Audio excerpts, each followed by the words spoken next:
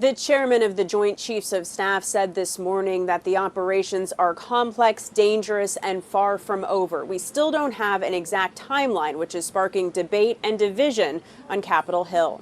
Defense Secretary Pete Hegseth said the U.S. will take all the time it needs as the U.S.-Israeli operation against Iran enters day 5. We have only just begun to hunt, dismantle, demoralize, destroy, and defeat their capabilities. The conflict appears to be expanding, with Turkey saying it shot down an Iranian missile headed toward the NATO members' airspace.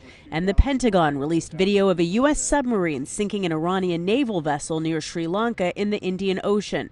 It's the first time a U.S. sub has sunk a ship with a torpedo since World War II. This is an incredible demonstration of America's global reach. To hunt, find, and kill an out-of-area deployer is something that only the United States can do at this type of scale. Chairman of the Joint Chiefs of Staff Dan Kane says the types of aerial attacks on Iran will be intensifying, which could put U.S. pilots much closer to the fighting. We will now begin to expand inland, striking progressively deeper into Iranian territory. A new CBS News poll finds most Americans feel the Trump administration has not clearly explained the U.S. goals in the conflict with Iran. The administration accuses Iran of negotiating in bad faith and trying to buy time to rebuild its nuclear program.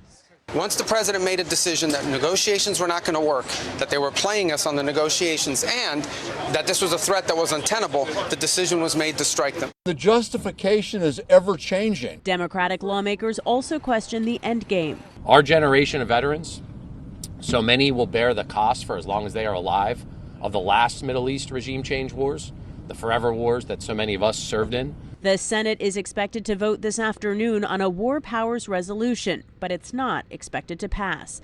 Republican lawmakers have largely said they support the operation, and while our CBS News polling shows a majority of Americans are opposed, most Republicans and the MAGA base say they approve of the military action in Iran. Natalie Brand, CBS News, the White House.